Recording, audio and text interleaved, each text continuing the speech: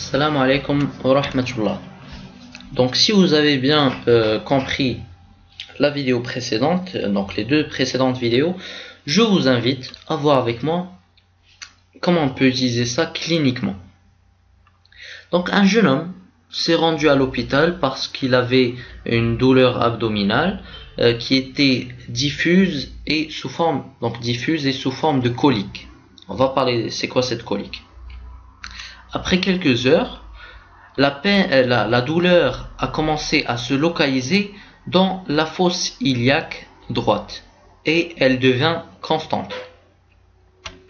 Donc il a été adressé vers un chirurgien de l'abdomen qui a enlevé donc cet appendice qui était inflammé. C'est lui qui lui donnait la douleur et puis le patient il a guéri et n'avait plus cette douleur.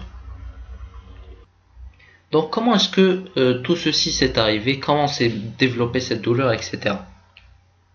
Quand l'appendice, qui est ce petit bout de l'intestin, s'inflamme, donc les fibres sensorielles viscérales vont être stimulées. Ces fibres entrent dans la moelle épinière au niveau donc du T10, au niveau T10, et la douleur est annexée au dermatome T10 qui se trouve dans la région ombilicale, comme ici.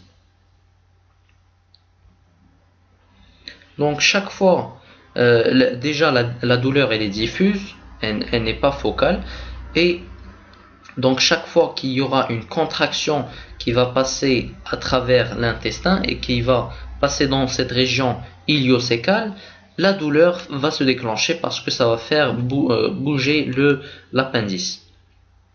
Ce type de douleur qui est intermittent, on l'appelle colique. Donc pour information, il y a la colique intestinale, il y a la colique hépatique liée à la vésicule biliaire, et il y a la colique néphrétique qui peut arriver dans le rein. Donc plus tard dans la maladie, qu'est-ce qui va se passer? C'est que cet appendice qui est inflammé, il va entrer en contact avec le péritoine qui enveloppe toute la cavité abdominale.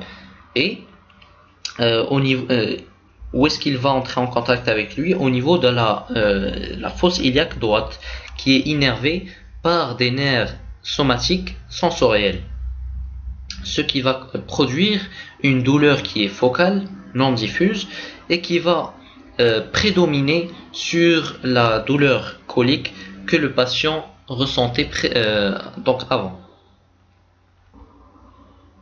Bon, ça c'est la douleur typique de l'appendicite, mais la douleur peut être différente parce que la position de l'appendix peut varier, donc elle peut ne pas entrer en contact avec le péritoine et donc il n'y aura pas cette douleur liée au péritoine, et l'appendice il peut être rétrocécal, c'est-à-dire derrière cette partie du gros intestin qui est le cécum, et il y aura d'autres signes, notamment d'autres signes, si par exemple il est en contact avec la vessie et l'urètre plutôt, on aura des signes urinaires à type de... Donc il y aura des douleurs mictionnelles par exemple. Donc là, intéressons-nous plutôt au trajet de la douleur. Donc quand la douleur a lieu à partir d'un organe, elle va emprunter donc un nerf viscéral sensoriel qui va emprunter la racine postérieure qui va vers la partie postérieure de la moelle épinière, et puis il va remonter vers le cerveau qui va nous faire ressentir la douleur.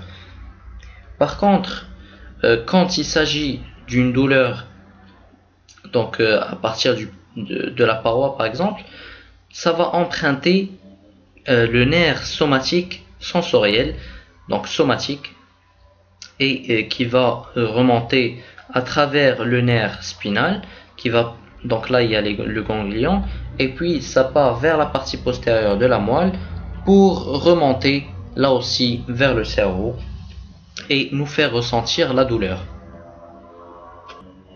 Et sachez que c'est très important la douleur, même si on ne l'aime pas beaucoup. C'est très important parce que imaginez, par exemple cet appendice, s'il reste inflammé et que vous n'avez pas de douleur, qu'est-ce qui va se passer? Il va grossir de plus en plus parce qu'il y aura de plus en plus d'inflammation et la paroi va devenir très mince. Et qu'est-ce qui peut se passer? Ça peut se perforer, donc ça peut se trouer. Et vous aurez le contenu du côlon qui va passer dans le péritoine. Et une fois que le contenu du côlon passe dans le péritoine, alors là, vous pouvez dire que vous êtes foutu, hein, parce qu'il y aura une inflammation de tout le péritoine et vous pouvez avoir de très graves conséquences. Parfois, ça aboutit même à la mort, à cause de ce qu'on appelle une péritonite, qui est l'inflammation de ce péritoine. Pour ce T10, nous allons voir ça plus tard, Inch'Allah, si nous en avons l'occasion. Il s'agit de la vertèbre thoracique 10. Sachez qu'il y a 12 vertèbres thoraciques, et donc ce T10 se trouve presque tout en bas des vertèbres thoraciques. Et c'est pareil pour les autres vertèbres, on les appelle aussi par des noms similaires, par exemple C5, C6, S2, voilà.